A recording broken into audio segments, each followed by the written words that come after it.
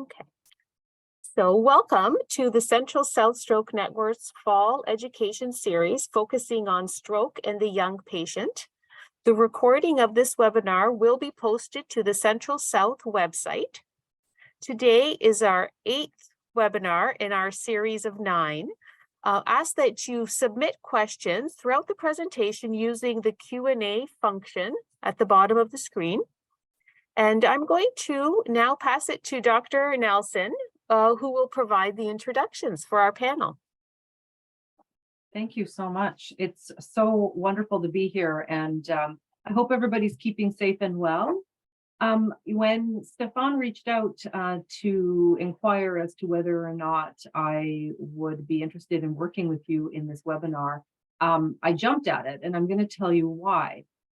So I am a clinician turned researcher. My research office is out of Sinai Health in Bridgepoint Hospital, Hennick Bridgepoint Hospital. I study stroke rehab and community reintegration. So am a clinician turned scientist. I'm an associate professor at U of T, and I study how collaborations between health and social can support people to, have seamless care experiences.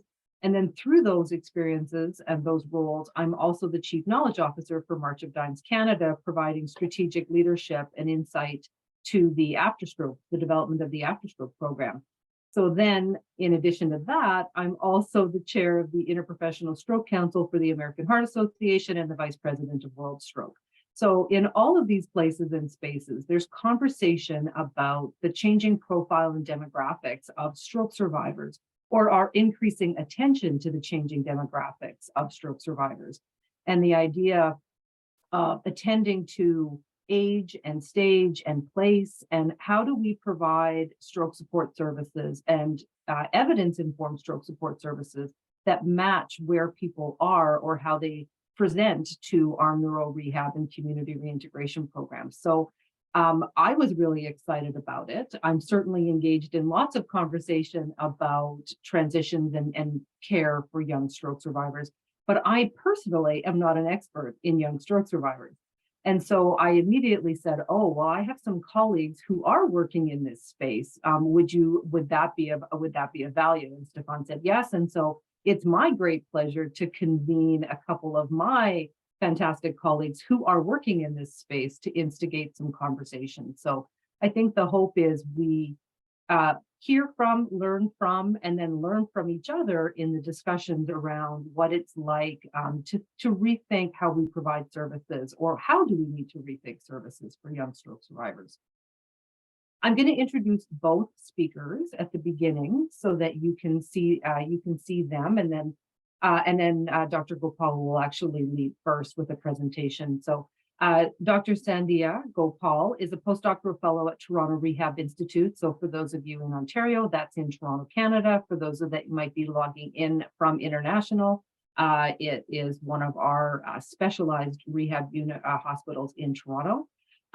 Dr. Gopal has a strong interest and background in the development of complex interventions that combine sensory and motor training to improve upper limb function, but also looking at the development of tools for grasp function in stroke rehab. So she's been working in that as a future leader of World Stroke, which is where I met her. She has been working on and is interested in furthering research related to young stroke survivors and the development of resources to meet their needs. So Dr. Gopal, give the group a wave, and you'll be presenting first. My second colleague is Dr. Gayatri Aravind, and she also is a physical therapist and researcher in the area of post-stroke reintegration, which is why we're all here. She has a strong interest in implementation and sustainability of community-based programs and peer support, which led her to being recruited to March of Dimes Canada, where she's leading the development of a toolkit to support the design and implementation of evidence-informed peer support. So through that work, she's flagged young stroke survivors as a priority population and hopes to create systematic, structured approaches to peer support for people living in Canada who are living with the impact of stroke and other chronic conditions. So extremely excited to hear the talks that they have prepared for today and then engage in discussion with you all. I'm going to pass it over to Dr. Gopal first. Take it away. Thank you for the intro, Michelle. Can you all see my slides? Yep, there you go. So stroke can happen at any age. So before we get to the meat of the presentation, I want you to take a moment to think about your patients with stroke. Do you consider your younger patients the same way as your older patients with stroke? If not, why? And in what ways do you see them being different from each other? The two studies I'm going to present today are part of a larger project funded by the World Stroke Organization Future Leaders Program. And we kindly request you not to share or reproduce the slides as the findings are unpublished at the moment. So there are several reasons why young stroke should be viewed separately from older stroke survivors. Firstly, younger people have a different profile of risk factors and causes underlying their strokes compared with those seen in older stroke patients. Another important consideration that makes young stroke patients distinct from the older ones is their social and vocational situation. Young stroke survivors are often at a stage where they have a family to take care of, or they might be planning a family. Often their strokes happen when they're at a decisive point in their career and thriving too. So what does the term young stroke mean? Previously published studies and registries commonly define young stroke as being between 18 to 65, and the cutoff at 65 is essentially based on usual working age in most parts of the world. However, 18 to 65 is quite broad. And if you think about the causes of stroke in the young, the social and vocational activities they engage in, we can quickly see that these differ across different age groups. So some studies consider young stroke as being between 18 to 30, others categorize it as being between 18 to 50 or even 55. Some of them even categorize, as less than 45. Young people with stroke experience many challenges in their daily life. 44% of young people with stroke are reported being depressed. 43% are not able to return to work, and 28% of them rate their quality of life as poor or worse than death. Also, over their lifetime, young people with stroke experience increased burden of disability due to early disability, reduced productivity, increased disability claim, as well as significant out-of-pocket health costs associated with their disability. They also face marital issues, including sexual dysfunction and limited opportunities for social participation. Moreover, the younger stroke patients often receive similar traditional rehabilitation as the older patients. Therefore, it is crucial for us to address the long-term needs of young people with stroke, but also using age-specific approaches. Previous studies have highlighted the unmet needs of young people with stroke, indicating that current care is not necessarily addressing their specific age-related needs. So more can be done to address their psycho-emotional, communication, cognitive, social, and professional needs. So although a recent worldwide survey has identified the preferences of young people with stroke to meet their needs, it was mostly completed by young Caucasians from high-income countries, which may not reflect the reality of young people with stroke globally. For instance, there's little information on the needs of young people with stroke from different ethnicities, from varying cultural backgrounds, and also young stroke survivors from countries of varying socioeconomic levels. So this project aims to firstly raise awareness about the occurrence of stroke in young people, and to also identify the unmet needs of young people with stroke.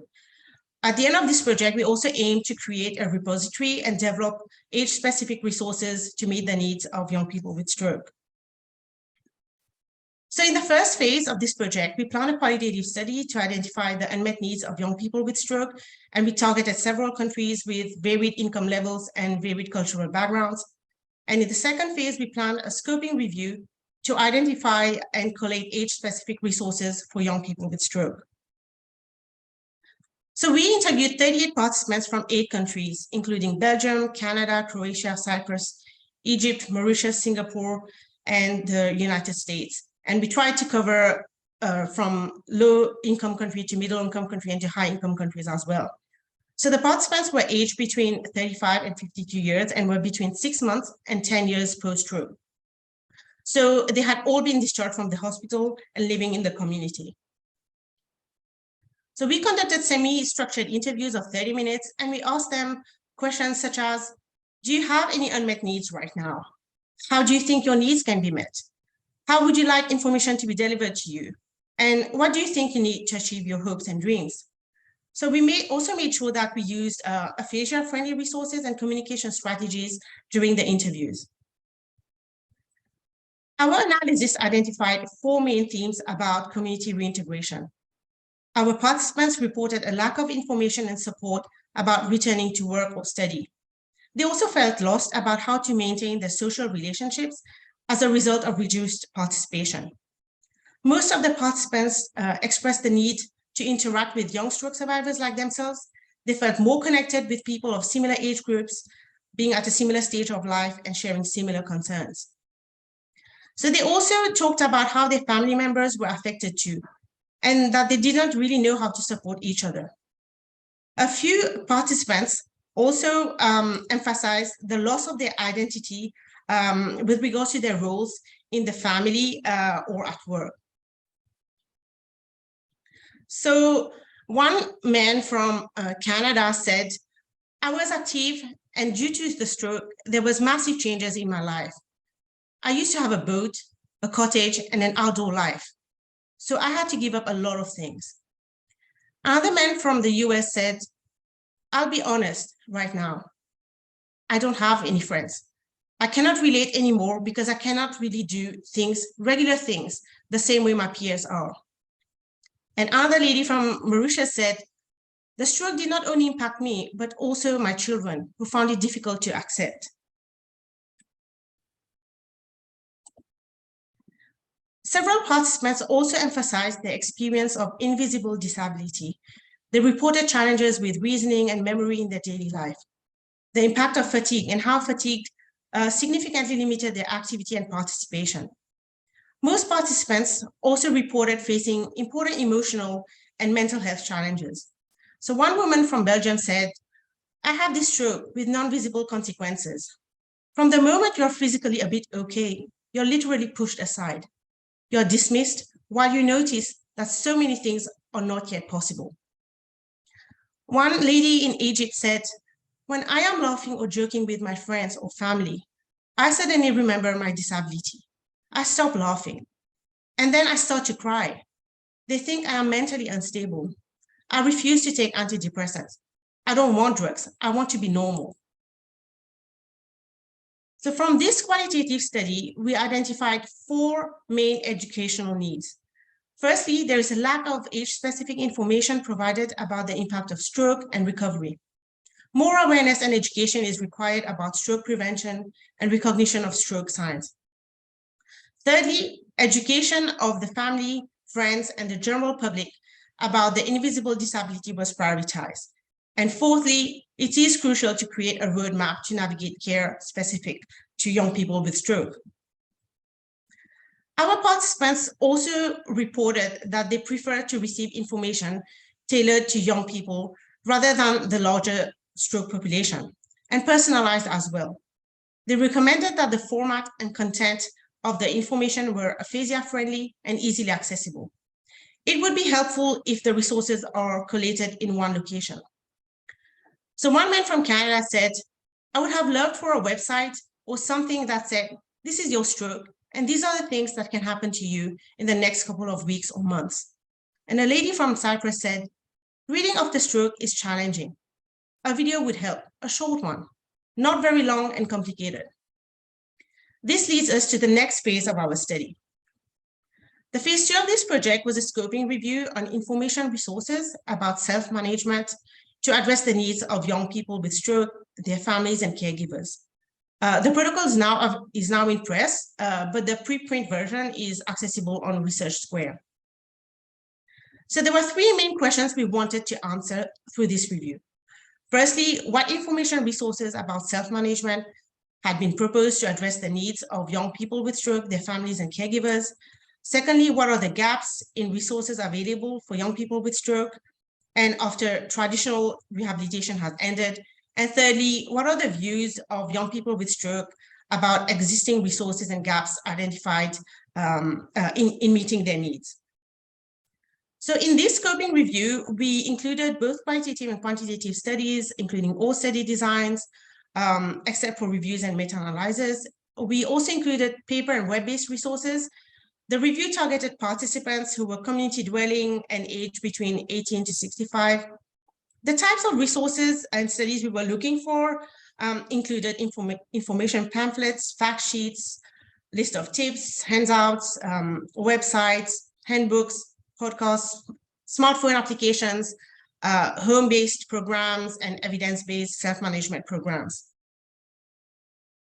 So we conducted an extensive search in electronic databases. We reviewed stroke guidelines and reviews that were relevant to the needs of young people with stroke. We reached out to stroke support organizations as well and allied health professional organizations to request for information resources. We also searched their websites. We also carried out a comprehensive Google search to identify relevant web-based information for young people with stroke and to identify the references to non-web-based information as well as unpublished work. From the overall search, we included 24 studies and we received 12 resources from the organization. And from the web search, we found 15 relevant sites. The types of information resources identified in this scoping review included pamphlets, information flyers, radio interview, stroke support groups, self-management programs, smartphone application, and websites. And the topics that were addressed included age-specific stroke information, aphasia, driving, dysphagia, return to work, secondary prevention, and sexuality. So this scoping review identified some important gaps in the literature with regards to young people with stroke. From a global perspective, most information resources were from high-income countries and few from low-income countries.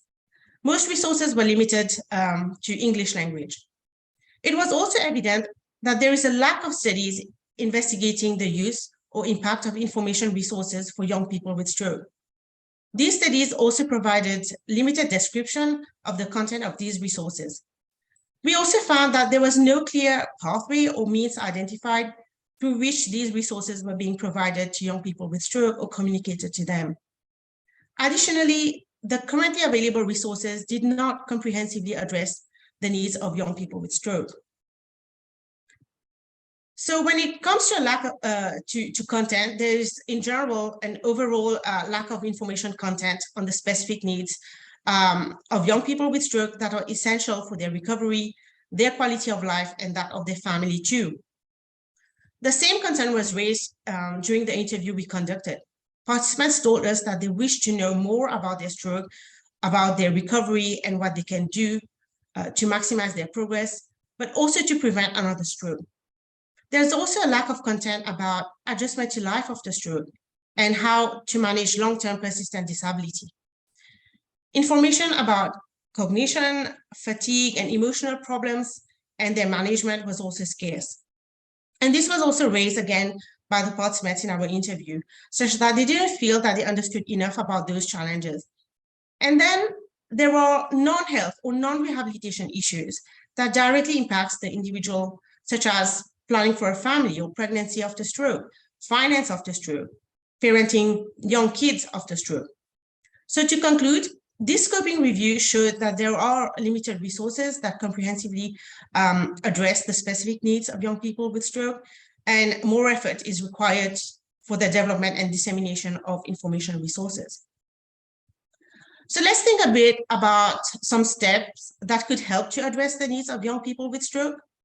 First, let's address research.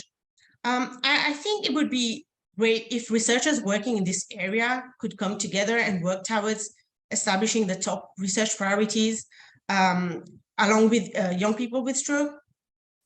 Future research could also be investigating the development and implementation of information resources or information toolkits for young people with stroke. At the moment, the resources we identified through the scoping review, these will be collated in a repository and hosted on the website of the World Stroke Organization.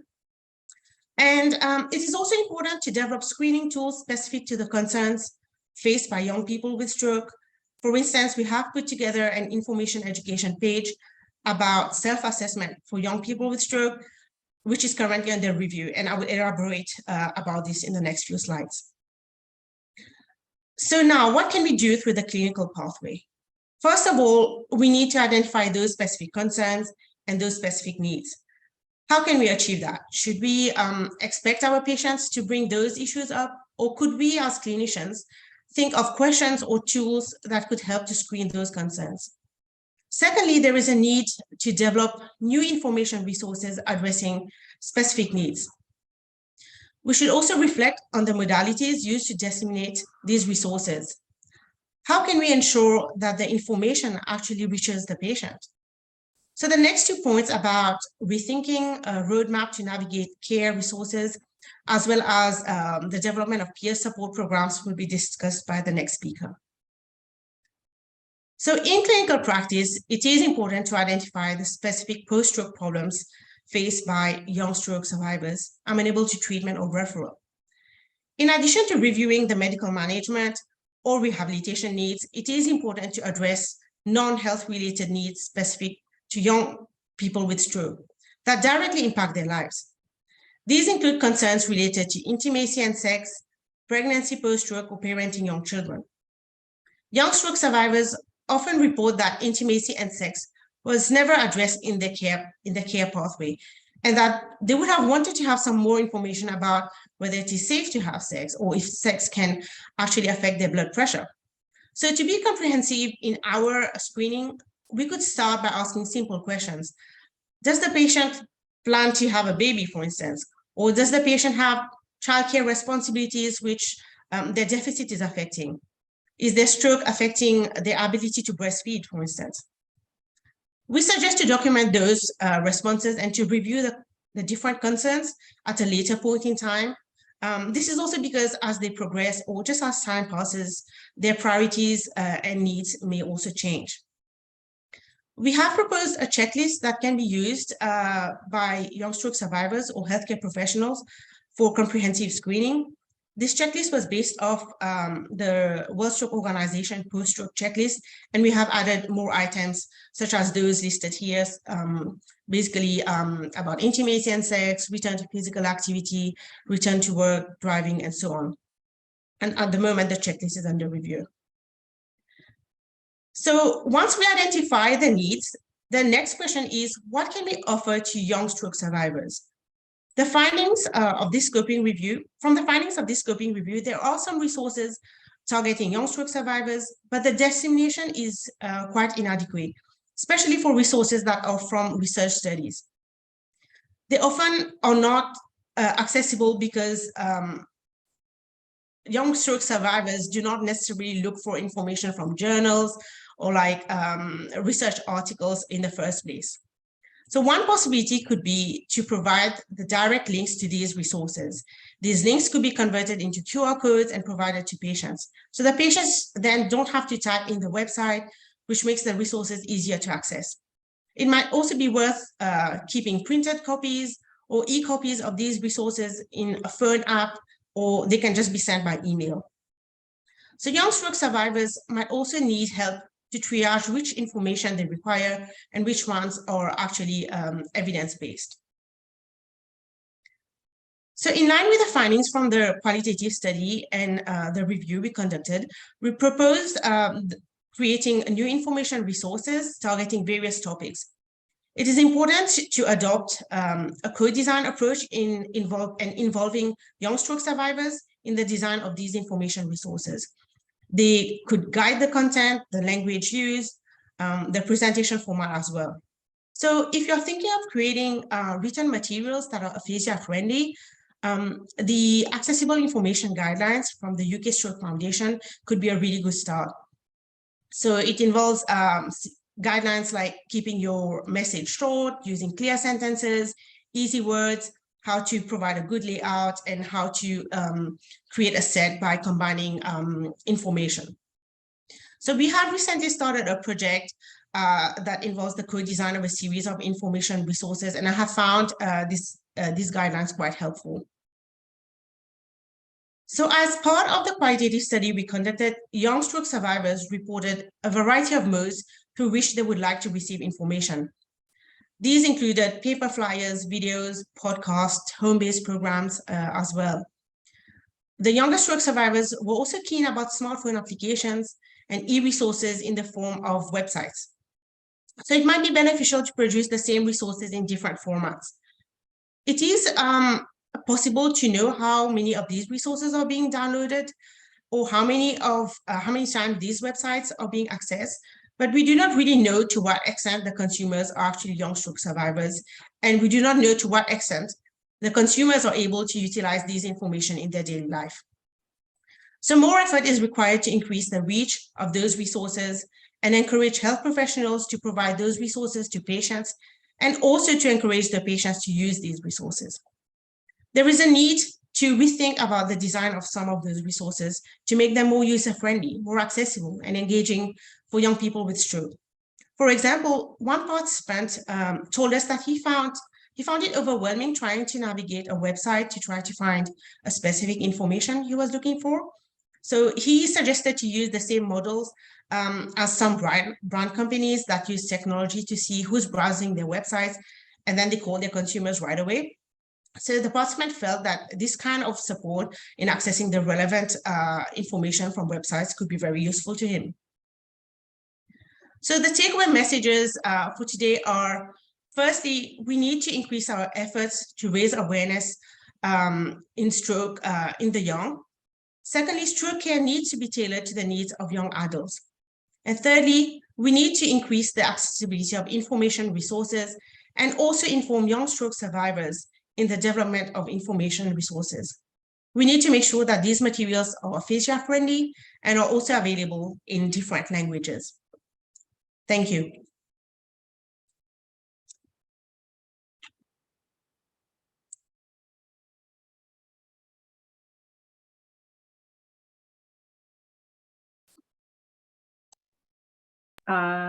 Thank you, Dr. Gopal. I think we're going to hold questions, although please put them in the Q&A so that we can moderate and stream them and engage in good discussion. Thank you for that wonderful presentation, and I hope it sparked some interesting questions from our colleagues that are on the line. Dr. Aravind, I'm going to pass to you to do your talk, and then we'll take Q&A and discussion. Sounds good.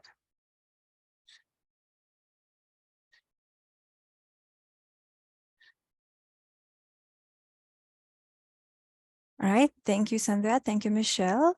I just wanted to point out that I am affiliated with the March of Dimes Canada and the University of Toronto Physical Therapy Department.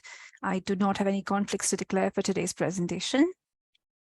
So Sandhya has given you a highly informative overview of the profile of young people living with stroke, what they experience, and what some of their unmet needs are.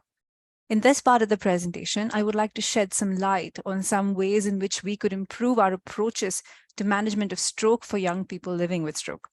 I would like to do this by discussing whether the current design and delivery of services meet the needs and priorities of these individuals, and I will present some more information on the role and importance of peer support for this group, and finally touching briefly on how technology can feature in post-stroke management. The intention of this presentation per se is not to summarize the evidence, but to stimulate a discussion on how we could collectively approach post-stroke management differently for specific groups of individuals. So I'd like to begin by presenting some evidence on the experiences of young people living with stroke as they navigated through healthcare services after their stroke.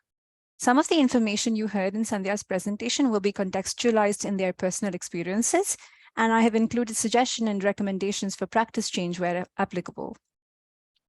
So young persons living with stroke feel unprepared to encounter and deal with grief and fluctuations in mood and emotions.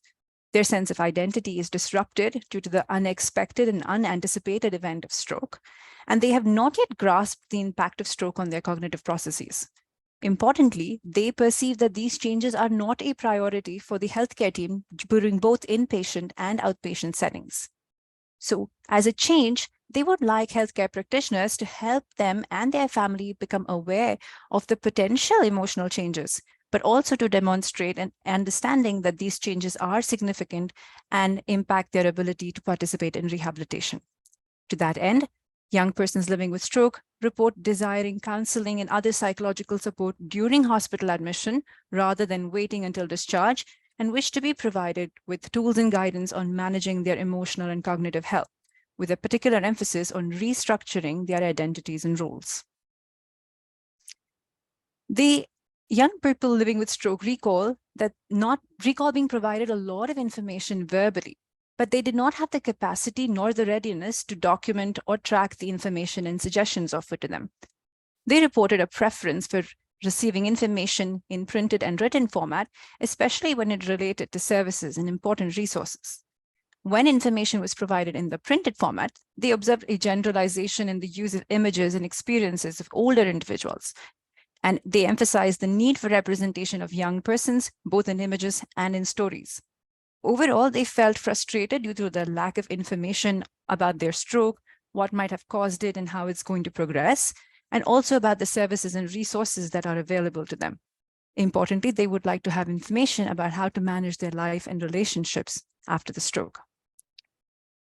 There is an inverse correlation with health information seeking behavior and age. Young people, including those with disabilities, are informed and are keenly interested in obtaining information about their health. Young people living with stroke place high importance in the information about their stroke to come to terms with their new quote-unquote normal and prepare for future changes. Having information helps them understand the changes and the chances of recurrence, their prognosis and pathways of recovery, and help them be in control of their health and life. But as therapists and as practitioners, we must understand that too much information might become harmful, and especially when it causes anxiety and hopelessness. So as therapists and healthcare professionals, we need to walk a fine line between sharing and empowering and burdening, something that is dealt with on a case-by-case basis. Some papers have reported that young persons with stroke did not receive satisfactory support from medical, nursing, and allied health staff. They attributed flippant comments and insensitive remarks to their age and expectations that they will get over it faster and better than older individuals. Comments such as, "You probably won't be able to drive, but you're a young guy, so that's okay." Oh, or "It will be a while before you can do XYZ. So they recommend that staff be trained to recognize the impact of the emotional and cognitive status on their motivation and engagement in therapy, and encourage individuals to take time to process it while still enabling them to participate in exercise. And importantly, for therapists and allied health staff to reflect sensitivity in their communication. Studies show that young persons with stroke on average have high willingness to participate in rehab and recovery, and that they are more receptive to the value and importance of rehab. Many reported that rehab staff assumed that recovery of physical function was a priority for the individual, while many of them felt that function was only a means to an end. So they assumed that if my balance is better, I can return to work sooner and play with my kids, which is important for me. So even though the rehab goals are aligned, their perspectives are different. Healthcare practitioners can use this information to encourage cooperation, engagement, and to develop a shared understanding with young persons living with stroke. So about the care setting now. Both acute care and rehab can be perceived as environments with high stressful stimulation, lights, noises, activities, etc. But young persons with stroke understand the need for monitoring care and routines. Interestingly, some young persons living with stroke reported that they found stroke rehab units to be stressful and depressing and lacking positive stimulation. Especially being surrounded by older individuals in a stroke unit was challenging, as observing those with more severe symptoms or worse outcomes increased their fear of the consequences of stroke and further increased their sense of loneliness and isolation. As healthcare practitioners, this calls for a discussion on the importance of stroke units, which are known to improve patient outcomes and reduce morbidity and mortality, but also as having, in comparison to having a stimulating environment where patients feel engaged and motivated to move out of bed. Perhaps this is a point of further discussion about what an engaging environment would look like.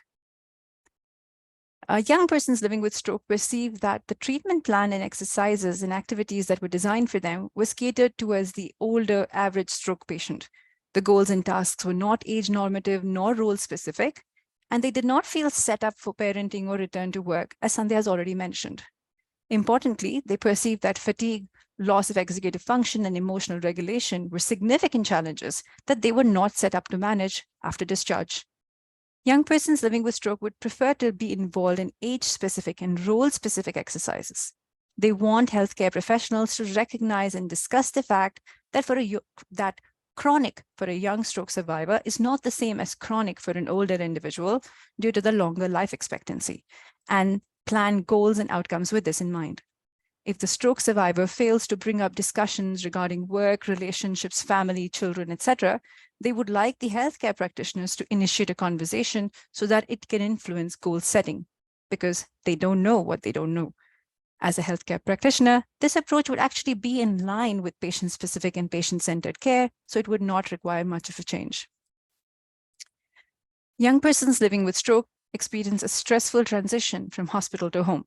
The transition provides them with a realistic assessment of their abilities in the absence of structured help and support, and makes them reassess their needs and goals, especially when friends and families have to resume their lives.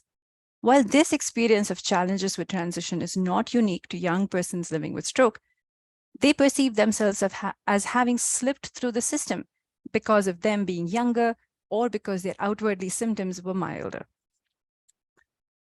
They expressed feeling less supported overall by healthcare system as they did not qualify for as many services or benefits as older adults, and that they obtained support for a shorter period of time. As a start, young persons living with stroke would like to obtain an exhaustive list of resources and services that are available to them in the community, and to be equipped to manage their own health with tools such as exercise plans, lifestyle modification plans, and positive mental health habits. Importantly, they would like to be informed about recognizing signs of recurrence or worsening or the need for further evaluations. The current state of stroke management, as described by the Canadian Stroke Best Practice Recommendations or the Evidence-Based Review of Stroke Rehabilitation, recognize that the needs of young persons with stroke are unique. However, there are no recommendations on the best approaches to their rehabilitation and recovery. In addition, there are only a few outcomes that are specifically designed for this group of people, which need to undergo rigorous testing. Perhaps the absence of guidelines can be attributed to the expectation that their unique needs and priorities will be addressed by patient-specific care.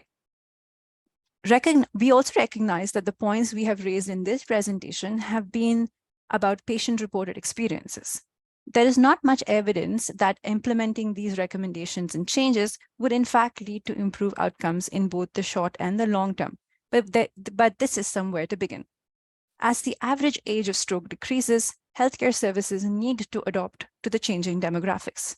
So this is a point where I call the attention of all clinicians and researchers that we need more high quality evidence, and we'd like to do this together. So shifting gears a little bit, let's talk about the support young persons living with stroke receive in the community, and with a specific focus on peer support. As a lot of you might know, peer support is the support provided by and to people who share a lived experience, whether it is experiencing a stroke or being a family member of or a caregiver of someone who has experienced a stroke. Peer support can offer young persons living with stroke social, emotional, and informational support from other individuals who've had similar lived experiences. This is particularly important since young persons living with stroke often experience a loss of bidirectional communication. Both the individual with stroke and their families are hesitant to share worries and concerns due to the fear of increasing stress and burden and worsening their condition. The reduced social interaction with old friends and peers, it may be due to their involvement in their own personal commitments, work, and inability to participate in social activities. They're also hesitant to meet people because of the stigma, guilt, and avoidance of pity from other individuals. Young persons living with stroke are more likely than older individuals to withdraw from community-based social activities. Peer support becomes extremely valuable here since they give them a platform to forge new friendships, reduce isolation, and meet people with similar goals and challenges. More importantly, this is an opportunity for them to share their lessons, challenges, and victories. Peer support is especially valuable to young persons with stroke as they are receptive to meeting their needs outside of traditional healthcare services and gain valuable information from their knowledgeable peers. So how might we adapt peer support design to support young persons with stroke? First, the design itself must comprise of two true peers, people in a similar age group or life stage. They must discuss topics that are relevant, pertinent, and important to the people in this group, such as parenting, financial health, employment, relationships, mental health, sports, etc. However, this group faces barriers that are unique. For example, while most older adult groups are held in weekday afternoons, this might be the time where they need to be at work. So perhaps a peer support group that is held in the evening or in the weekend. But they also have responsibilities to be noted. For example, they might have work or childcare that interfere with their ability to attend regular peer support. Access in terms of, do you prefer an in-person or a virtual or a hybrid peer support? Because transportation may be challenging, A, because of their other responsibilities, or B, because the level of motor and physical ability. Finally, young persons with stroke have concerns about peer support because they are not sure that they relate to the other individuals within that group, and they are not certain that group support is the way to go and feel that mentorship or individualized support might be better for them. Also, while peer support might provide inspiration and motivation to engage in healthful behaviors, they're also concerned about the negative effects of social comparison and that they might leave feeling worse about themselves. So March of Dimes Canada is a leading national charity committed to championing equity, empowering ability, and creating a real change to help people living with disabilities. After Stroke program within March of Dimes Canada is a personalized recovery program that helps stroke survivors and their families move forward after a stroke. After Stroke has a set of services that are aimed at improving lives of people living with impact of stroke. We have an advisory committee that consists of persons living with stroke, caregivers, clinicians, researchers, and others. We're aware of the needs of peer support after stroke and are especially aware that young persons with stroke are a high priority group for creating unique peer support programs. To this end, we are now engaged in creating a guide to design and implement peer support programs across Canada. So younger adults with stroke are more likely to be comfortable and dependent on technology for their daily life versus older adults who may quote unquote be digital natives, immigrants. For young stroke survivors, technology is considered as an extension to their self. For example, they use technology for communication, expression, information, socialization with other peers, education and entertainment, and to find information about their health. So how can we capitalize the availability, reliance, and comfort with technology as a tool to access healthcare and socialization? Using health technology to manage health can look like using telehealth, virtual care, mental, physical, and emotional well-being applications, or using technology for food and lifestyle modification.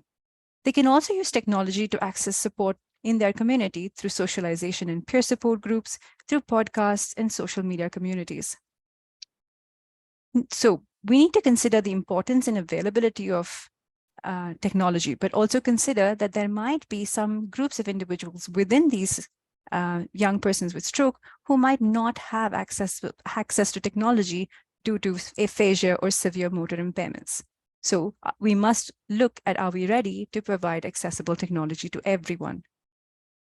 So the key takeaways from this are that young persons from this presentation are that young persons with stroke are same but different from older individuals who have experienced a stroke. So where can we improve our management of young persons with stroke? We must consider prioritizing their emotional, cognitive, and social well-being, empower them with information, and actively involve them in their health management, recognizing and acknowledging their uniqueness and ensuring representation, and adapting care settings where possible, and modifying our approaches to rehab to improve motivation and engagement. And importantly, preparing them for their life after discharge from the hospital, especially for changes in roles and goals.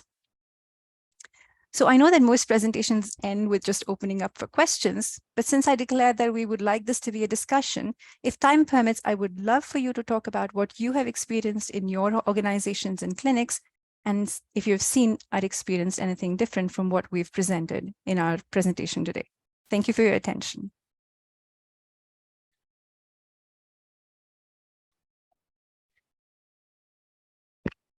Thank you so much, Dr. Aravind, for that really fantastic presentation and overview. I can see how the two talks clearly dovetail and provide some really nice insights into what we have been doing, what we could be doing, and some questions for the future, I think. I did pop one in the chat, so while our colleagues are potentially percolating questions they might have in response to your presentation, I have a question for you about, and I put it in the chat, when we talk about personalized supports and thinking about person-centered care, I wonder if you can comment on how attending to young stroke survivors and the needs of young stroke survivors, if we might be thinking about ways that it could help us improve stroke services broadly. I just wonder if you have thoughts around that. And either of you, if you're ready, unmute and jump in. Go ahead, Sandhya. My thoughts would be if we were to address their needs in a timely manner, but also like their specific needs, we would be able to, let's say, if we were to consider the extent of their disability and how they cope with long-term disability, being able to reduce, maximize their recovery, reduce their disability would help to, reduce costs on the healthcare system.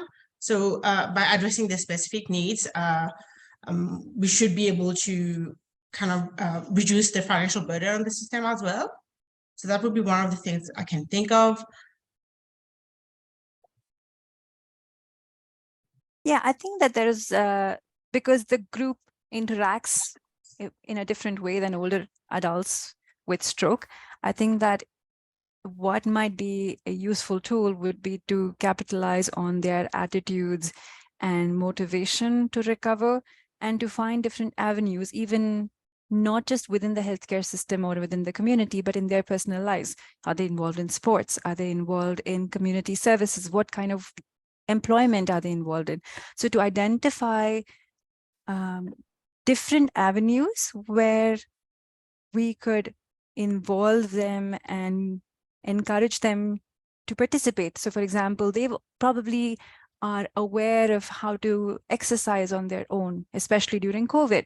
They might have already started exercising at home. So if they've experienced a stroke, they will not be completely new to the idea of a home exercise program. So perhaps they would be more receptive to being in control of their own health and provided with the tools. And when provided with the right kind of tools, might be a more engaged patient.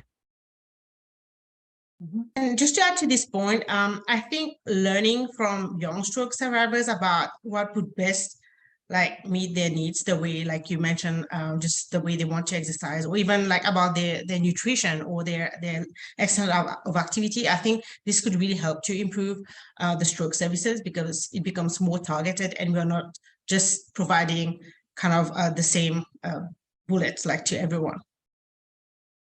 Mm-hmm. Thanks for that. It does still spark for me, and I think Stefan probably has a question as well. I'm going to let you go first because I think your question might directly dovetail. So go ahead. It might not, because I was going to go in a different direction. Dr. Aravind, in your presentation particularly, you talked about different modes of getting communication out there or presenting information and education.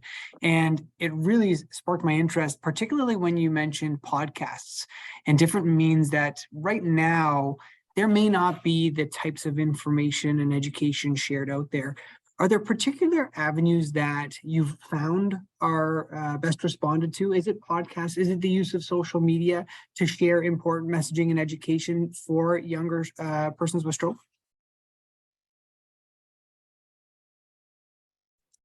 I'm sure Sandhya has a bit to add about this as well, but I've spoken to a couple of people who are actually on a co-design committee helping us create this toolkit for peer support. And they mentioned to me that sometimes they don't want to talk to other people, other times they do want to talk, but mostly they want to listen to stories. Now, they don't care about whether the story is in a book or the story comes from a podcast or the story is on YouTube, or somebody mentioned now more and more individuals with disabilities are quote unquote coming out and owning their disabilities through Snapchat and TikToks and Instagram and YouTubes.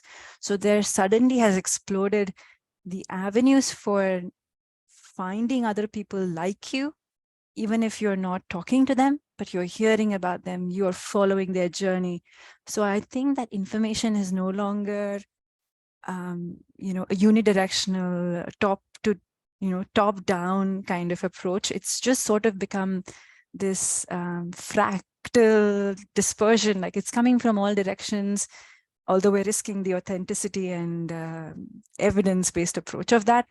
But I feel like people feel more empowered and find a sense of belonging through that information. So yeah, I think podcasts, social media, and any sort of community of anything that creates community seems to be a valuable tool in sharing information.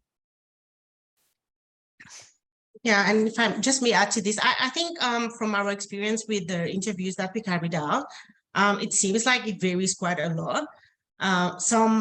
If we were to look at, you know, the age group between 18 to 65, the younger stroke group, like between 18 to 30, are very technology oriented. Everything being in the palm of their hands and reading everything from their phone, like even if it's in small characters. But if you were to look at the kind of older young category of, you know, being above 50, they might not necessarily be tuned to the same kind of modality. So some prefer, you know, technology, some prefer reading, and at times it varies as well. If they feel that by watching, you know, a video is too cognitively overwhelming, they might also choose to just read, you know, go through an infographics. So it really varies.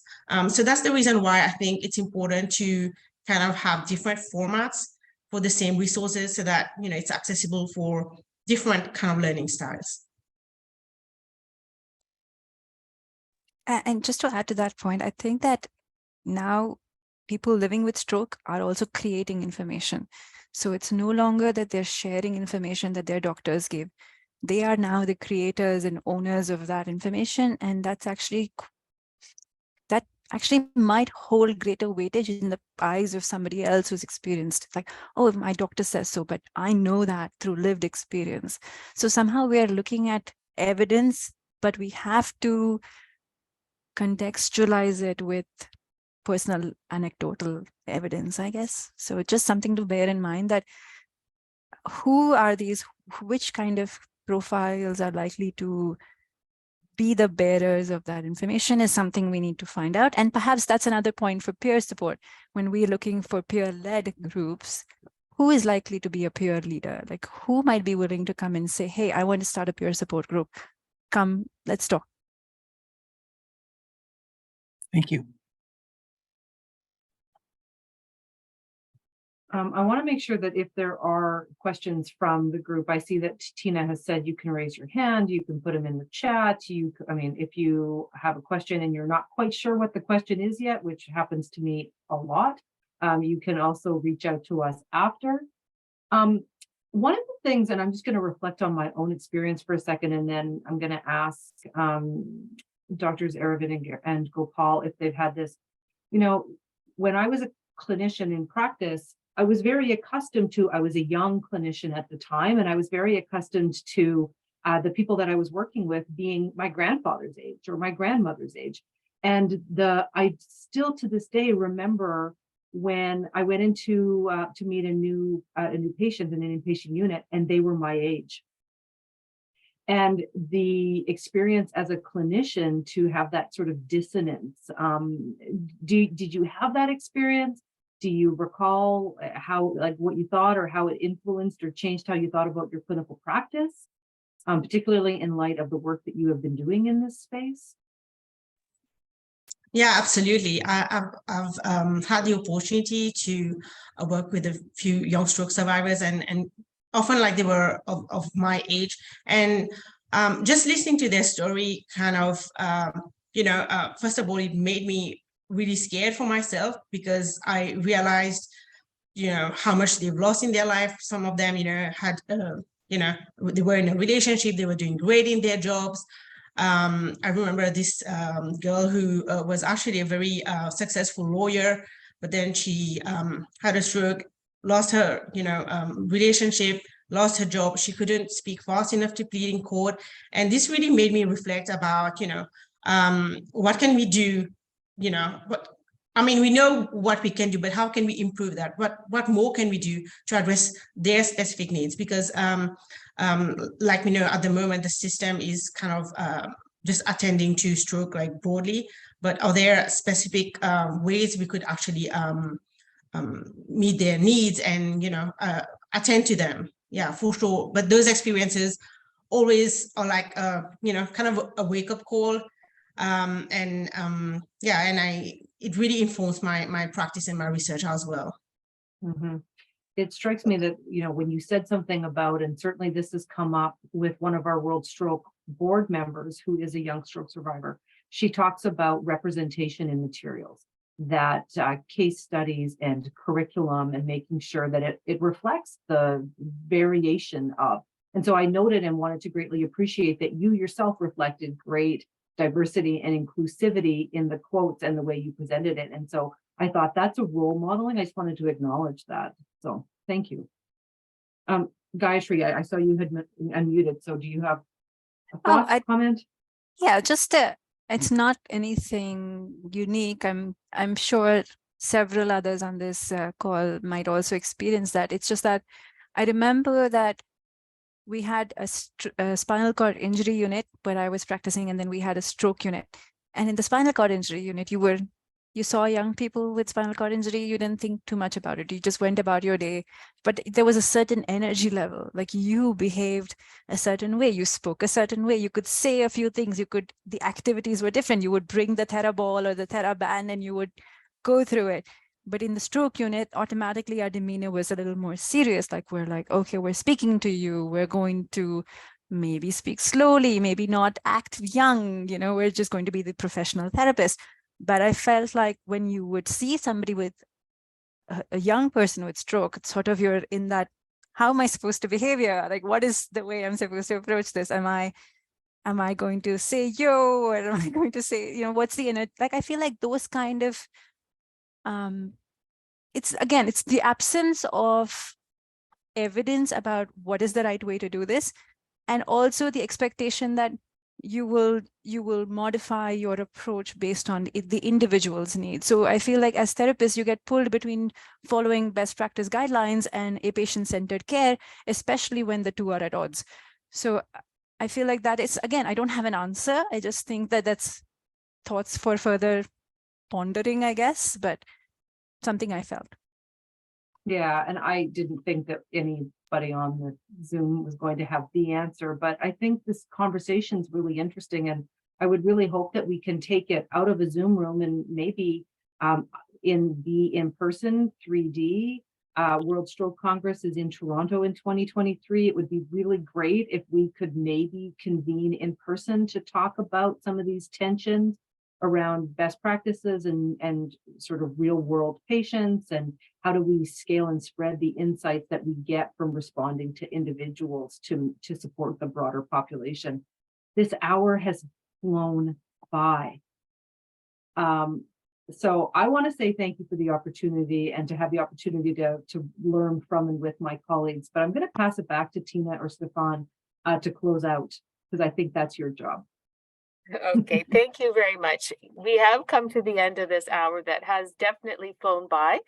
I want to thank you, Dr. Nelson, Dr. Amarind, and Dr. Gopal. You've really given us lots to think about, maybe almost too much. We have to process a lot. And I do want to tell our audience that an evaluation link has been sent out. I encourage you to spend just a few minutes to give us some feedback. And we have one more session remaining. On January 12th, we'll be welcoming Rima Farhad and Annie Ems, who are going to speak on sexuality post-stroke. So absolutely a great follow-up to this presentation. So wish everyone a great afternoon, and we hope to see you in the new year. Thank you. Thank you. Thank you so much. Bye.